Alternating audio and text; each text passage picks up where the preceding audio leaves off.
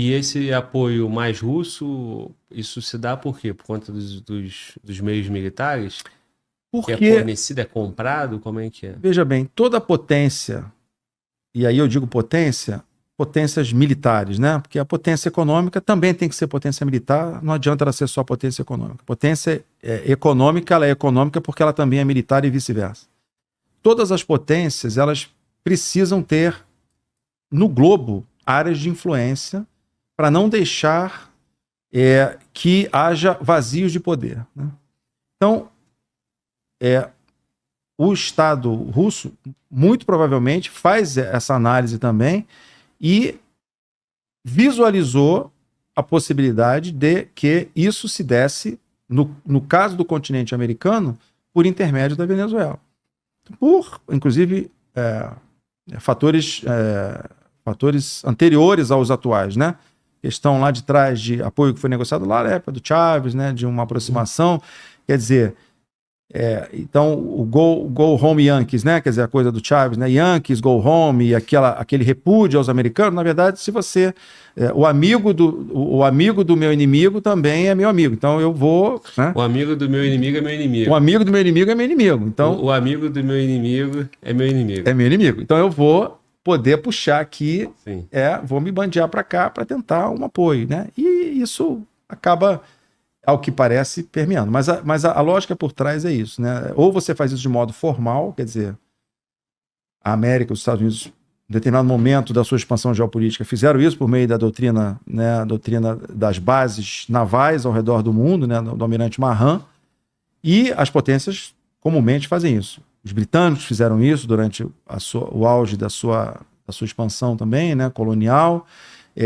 Países europeus, até menos expansionistas do ponto de vista colonial, como a Itália, também fizeram isso, colocaram ali os pés na África. E a lógica é mais ou menos essa. Você precisa ter áreas de influência para você não deixar vazios, né, de poder no globo, né?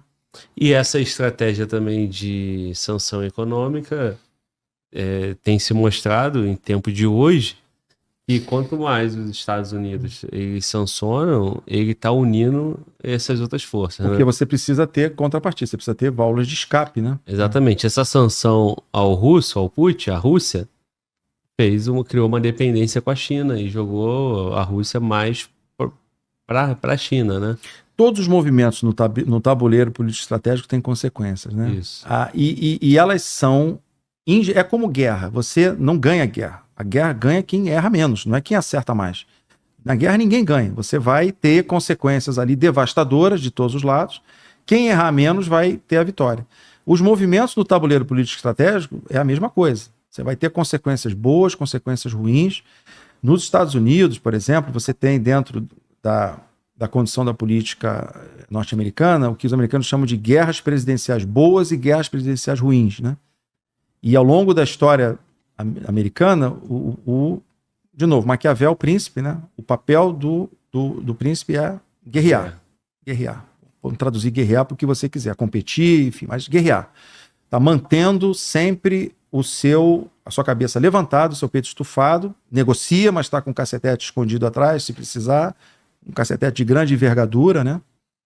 Então, essa questão de você estar sempre em busca de poder, nessas horas, você vai acabar caracterizando movimentos que vão ao encontro disso.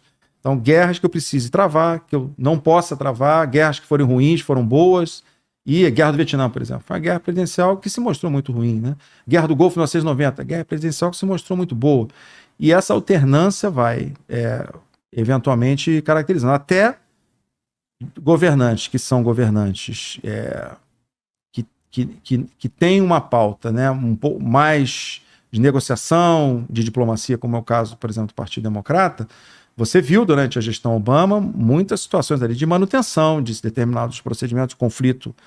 O Guantánamo manteve aberto, o conflito, né, o Afeganistão continuou, a guerra avançou, né, em que pese todos os esforços de tentar, muitas vezes, desescalar o conflito, né? Sim. Agora, se o direito humanitário ele não vai se enquadrar para uma situação dessa da Venezuela, como soluciona isso para aquele povo que está lá? A Venezuela tem uma soberania, ali tem um Isso. governo estabelecido. Esse governo estabelecido, ele tem grandes indícios que ele não respeitou o processo, né, o exercício da democracia.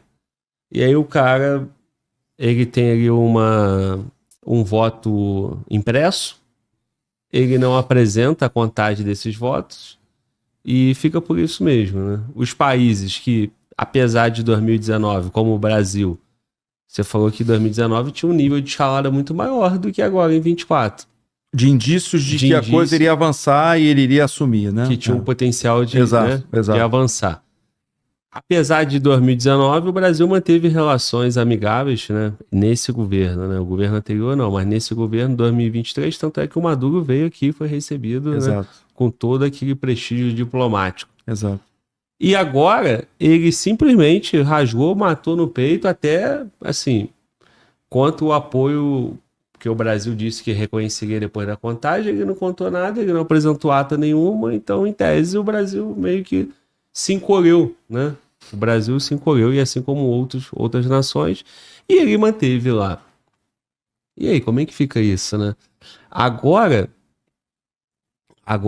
quando você vai ver essa questão da Venezuela, ele expulsou, né? Então o cara saiu exilado, o Edmundo Gonzalez, que é o vencedor em tese comprovado, porque ele apresentou 70% das urnas e os Estados Unidos reconheceram, outros países reconheceram. Então, assim, tem um processo, um exercício da democracia que foi feito, tinha as sanções foram retiradas com compromisso do Maduro respeitar o processo democrático. Ele não respeita, o vencedor legítimo é expulso do país e o cara fica lá e fica por isso mesmo? Como é que funciona? E a comunidade internacional, por intermédio de pressões, algumas mais intensas, outras menos intensas, vai tentando fazer o seu papel de sensibilizar. A OEA se reuniu, pressionou, a ONU já caracterizou, o Alto Comissariado para Direitos Humanos já caracterizou, você disse que há indícios, né? A ONU se manifestou expressamente, massivas violações de direitos humanos dentro do território venezuelano. Veja, não é preciso estar em guerra para acontecerem crimes contra a humanidade, né? Isso, o Tribunal Penal Internacional julga 4 tipos de crimes, né, na sua competência material. Crimes de guerra, aí você tem que estar em conflito armado, genocídio, crime de agressão, que é a guerra de agressão, você lançar a guerra sem ter sido atacado, resumidamente, e crime contra a humanidade. Crime contra a humanidade pode acontecer dentro de conflito armado ou não. Uhum. Então, se houver massivas violações e for identificado que o Estado venezuelano por meio de uma máquina organizada, planejada e vocacionada para isso, está fomentando graves, massivas violações de direitos humanos, isso pode vir a suscitar um indiciamento pelo Tribunal Penal Internacional. Essa é uma maneira de pressionar. Outra maneira, já aconteceu, OEA. Agora, Glauber, tem um aspecto que é muito importante a gente lembrar, né? Você utilizou a expressão Brasil se encolheu, etc. E muita gente compactua desse entendimento. Mas a gente sempre precisa lembrar que o Brasil, por força da sua tradição diplomática e por força, inclusive, da Constituição, tem como um dos seus pilares a não ingerência em assuntos internos, sabe, de outras nações soberanas. Porque quando você faz ingerência sobre assuntos internos de outra nação soberana, uma coisa é você dizer, olha, eu não reconheço essa eleição, outra coisa é você dizer que sai que você perdeu, eu quero que o outro entre. Existe uma diferença de narrativa, de posicionamento em relação a isso. Você não viu países que têm isso bastante desenvolvido se manifestarem desse modo, europeus principalmente. Eles disseram, olha, houve um problema na eleição aí. Os observadores internacionais disseram que houve e tal. Quero ver essas atas. Corrige, por favor. Mas não houve uma contundência no sentido, você tem que sair daí porque o outro venceu e eu acho que você tem que sair daí. Isso aconteceu em 2019. Na época, porque os Estados Unidos, o Trump declarou o Guaidó. Isso. Ele falou, ó, o governante é o Guaidó. Isso. Inclusive, ele tinha a própria diplomacia, e tinha um governo ali paralelo, vamos dizer. Isso.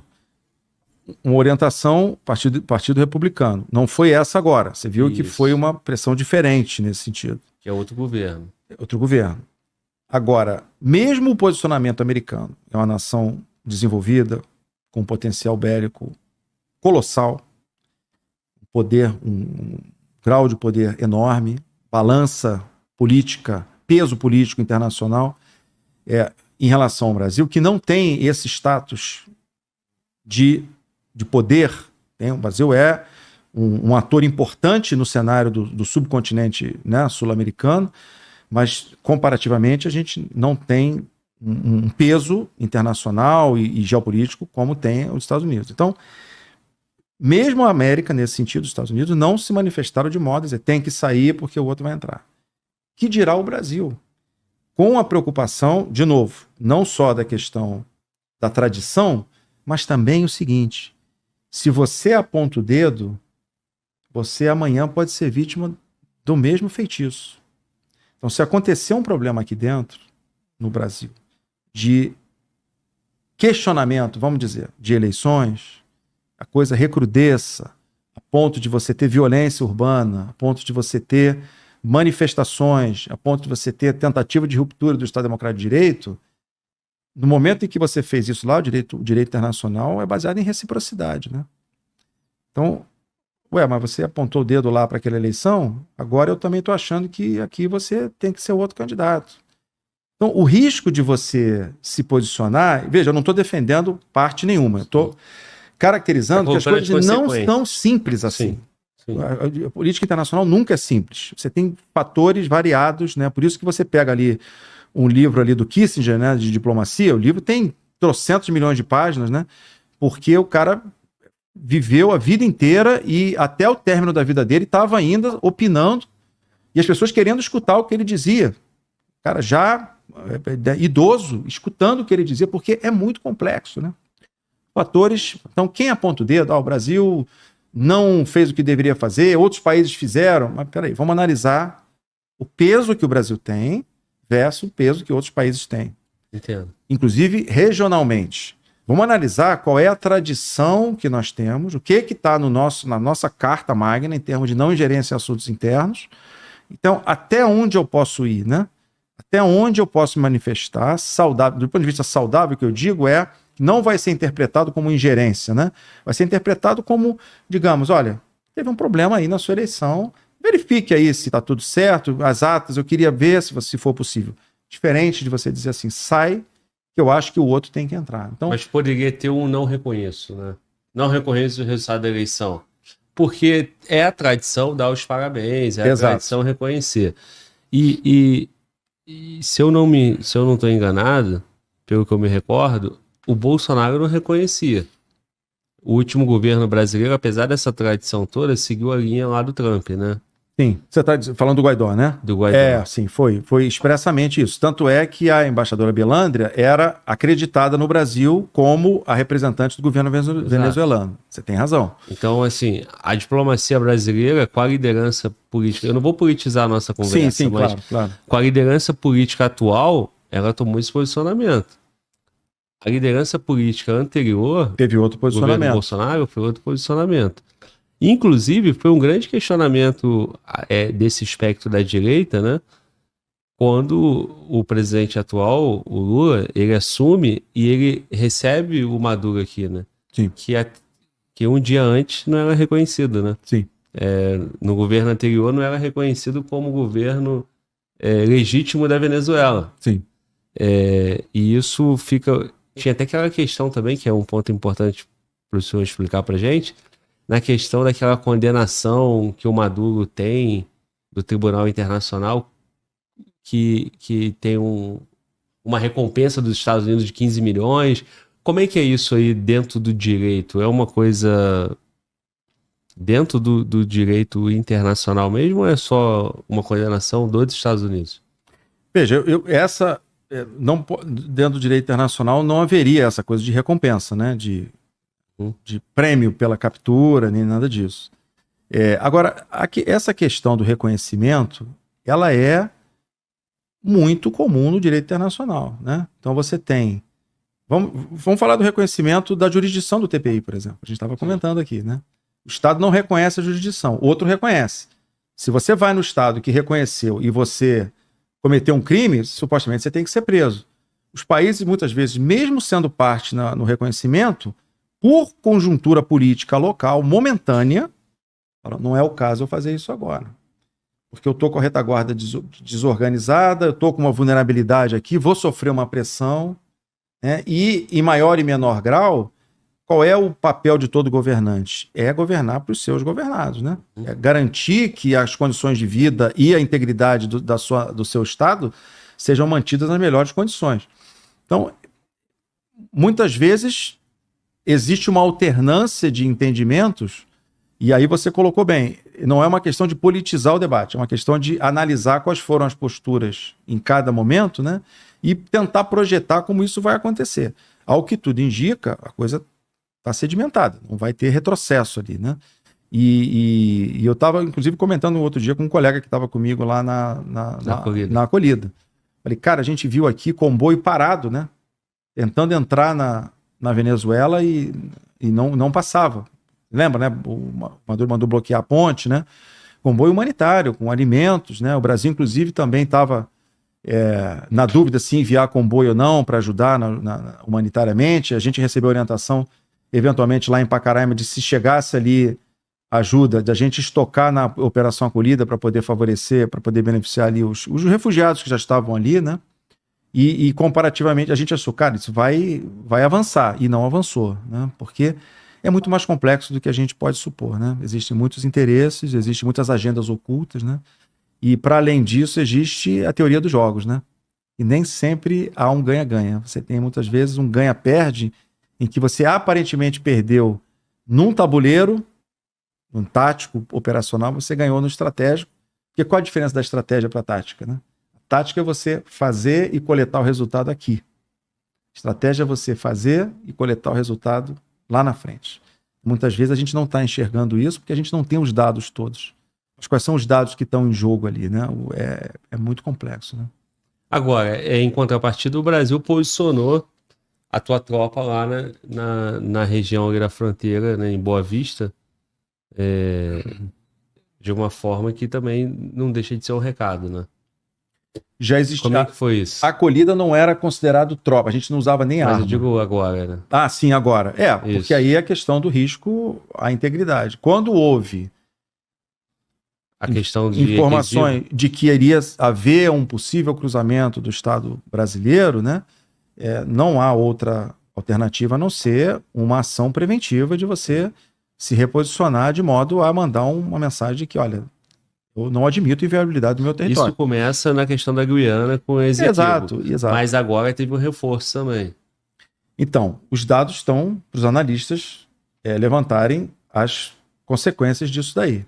Agora, veja que isso tudo está concatenado com o que eu falei da questão de respeito à soberania. Então, eu não vou me imiscuir nos seus assuntos. Não se imiscua no meu território. Porque a minha neutralidade em relação ao que está acontecendo aí, ela vai ser diretamente proporcional ao respeito que você vai ter a essa neutralidade. Porque o direito internacional, você tem o direito de neutralidade, o Estado não é obrigado a permitir passagem dentro do seu território se ele se declara neutro em relação ao conflito, né? Então, no momento que isso foi levantado, não vamos arriscar. Ninguém vai ficar de anjo, de bobinho, esperando a coisa acontecer. Vamos ali tomar providências. O Brasil tem as hipóteses, né? As Forças Armadas têm as hipóteses de emprego para essas situações, são hipóteses classificadas, confidenciais, mas certamente os decisores optaram por isso porque tinham informações no sentido de que isso eventualmente poderia acontecer. E para você dissuadir, uma palavra muito importante para os militares, né? Dissuasão. A canção do Exército diz: a paz queremos com fervor, a guerra só nos causa dor. Porém, se a pátria amada for um dia ultrajada, lutaremos sem temor. Ninguém quer guerra, cara. Quem quer guerra é psicopata. Né? Isso, a psicologia mostra que você querer guerra, você está querendo a solução que é maléfica para todas as partes, né? O que você quer é evitar, mas se a coisa acontecer, você vai estar tão bem preparado, né? O exército precisa estar, pode passar um século sem ser empregado, mas não um minuto sem estar preparado. né? É a dissuasão. É aquela velha história do poodle e do Rottweiler, né? Você tem uma casa, você vai botar um cachorro, você vai botar um poodle para tomar conta ou um Rottweiler. O vagabundo vai passar, vai ver um poodle, pula a cerca e rouba a tua casa. Se botar um Rottweiler na porta, o cara vai para casa que tem o poodle. Então você vai estar sempre querendo um Rottweiler.